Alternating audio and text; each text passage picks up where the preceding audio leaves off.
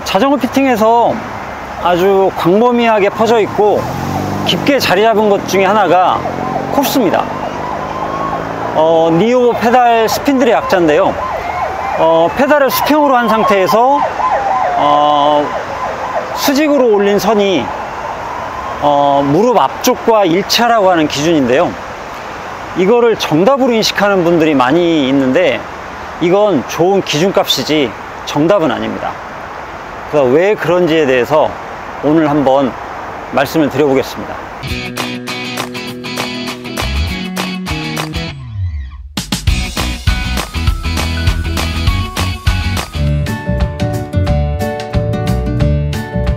피팅의 기준 중에 광범위하게 퍼져 있고 깊게 자리 잡고 있는 대표적인 게 콥스입니다. 이걸 정답으로 인식해서 이렇게 맞춰놓고 어딘가 불편하면 고민하는 분들이 있어요.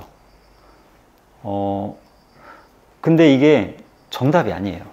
그러니까 사실 정답은 없는 겁니다. 왜냐면 제가 여러 번 말씀드리지만 사람이 힘을 내는 건 관절의 움직임인데 이 관절의 특성이 사람마다 다르고 한 개인에 대해서도 변합니다. 그래서 이 콥스가 좋은 기준값이지만 정답은 아닌 거예요. 이렇게 맞췄는데 왜 불편한지, 그러면 그 불편함이나 힘이 약해질 수 있는데 왜 그런지와 이거를 개선하거나 극복하는 방법들에 대해서 설명을 드릴 겁니다. 실제 해보면 이렇게 돼요. 그러니까 크게 두 가지만 보는 거죠. 안장 앞쪽에 앉았을 때, 안장을 좀 뒤로 했을 때. 그걸 이제 콥스를 기준으로 놓고 보면 콥스를 기준으로 무릎이 좀 앞쪽으로 왔을 때, 조금 더 뒤로 갔을 때 이렇게 되겠죠. 안장 앞쪽으로 이렇게 가면 축에서 요까지가 좀 앞쪽으로 가거나 뭐 이러겠죠.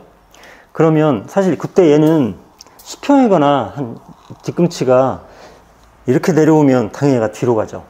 얘가 높아지면 또 달라지고.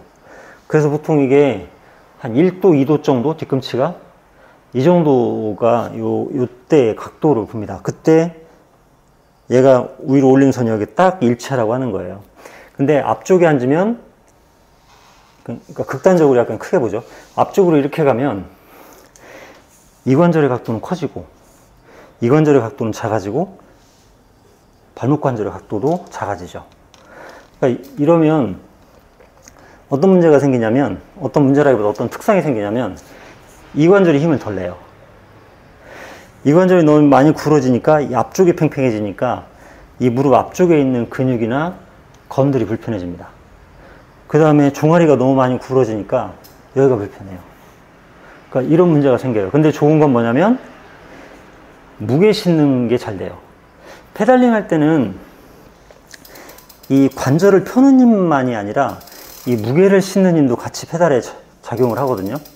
그러니까 이 두 가지가 다 페달링 파워에 영향을 끼치는데, 어떤 분들은 무게를 좀 많이 쓰는 페달링 하는 분들도 있고 무게를 좀 덜 쓰는 분들도 있는 겁니다.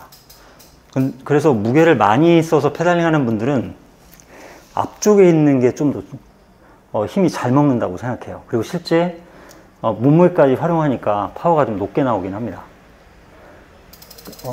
근데 앞쪽으로 오는 만큼 무릎 관절이나 발목 관절이 구부러지니까 안장은 더 높여야 돼요. 만약 뒤로 가면 뒤로 가면 엉덩이 관절의 각도는 작아지고 무릎 관절의 각도는 좀 커지고 발목 관절의 각도도 커집니다. 이러면 엉덩이 관절은 힘이 세져요.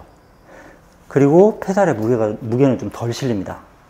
그리고 다리는 펴는 동작으로 어쨌든 페달링이 되는데 힘을 주는 위치가 궁둥이에서 앞쪽에 있으면 앞쪽에 많이 있으면 그거는 민다고 표현하고요. 아래쪽에 있으면 밟는다고 표현해요. 그래서 궁둥이가 뒤로 가니까 발이 좀 더 상대적으로 앞쪽으로 오죠. 그래서 페달링 할 때 미는 힘이 조금 더 커지고 이 밟는 힘은 약해집니다. 특히나 이제 발목이 약한 사람들은 안장을 뒤쪽으로 이동하면 페달링이 더 약해져요. 발목이 그걸 감당을 못 하거든요. 근데 밟는 힘을 세게 주려고 하지 말고 약간 그 전에 앞쪽에 있을 때는 만약 2시 반부터 내가 힘을 주기 시작했다. 그러면 안장을 뒤로 보내면 뭐 그보다 좀 빠르게 힘을 주면 여기서 미는 힘은 좀 세지고 대신에 여기서 밟는 힘은 좀 약해져요. 그럼 한 바퀴 동안의 평균 파워는 비슷해지는 거예요. 근데 이건 성향의 문제인 거죠. 나는 그러니까 꽉꽉 밟는 무게까지 있어서 꽉꽉 밟는 페달링을 선호한다. 그러면 콥스 뒤쪽으로 안장을 이동하면 약간 답답함을 느끼기도 하고 페달링이 약해진 느낌을 받습니다. 그러니까 이런 특성들이 있어요. 그래서 안장의 앞뒤 위치에 따라서 힘을 쓰는 요령도 좀 더 달라져야 됩니다. 이걸 다르게 할 수 있으면 자기 성향에 맞는 값을 찾으면 돼요. 체형에 따라서도 콥스를 적용하는 게 좀 다르게 나타납니다. 키는 똑같은데 어떤 사람은 상체가 좀 길고 한 사람은 좀 짧은 편이고 하체가 길고 이런 사람들 있죠. 그러니까 상체가 긴 데다가 발달까지 했는데 몸통은 좀 약할 수 있죠. 그런 분들은 이런 겁니다. 짧은 사람들은 상체가 여기까지 오는데 숙였을 때 긴 사람은 여기까지 오는 거죠. 그러면 핸들바의 무게가 더 실려요. 그럼 손과 팔의 부담이 커지니까 콥스에다 맞췄는데 손과 팔의 불편함이 빨리 나타납니다. 그럼 이거를 콥스가 정답이니까 이 불편함을 내가 감수해야 되느냐? 이건 아닌 거죠. 그래서 이런 경우에는 안장을 좀 뒤로 빼서 핸들바에 실리는 무게를 안장 쪽으로 옮기는 거예요. 그러면 조금 편해집니다.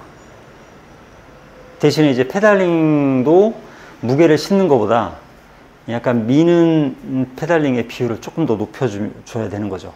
그 연습을 하시면 됩니다. 그거는.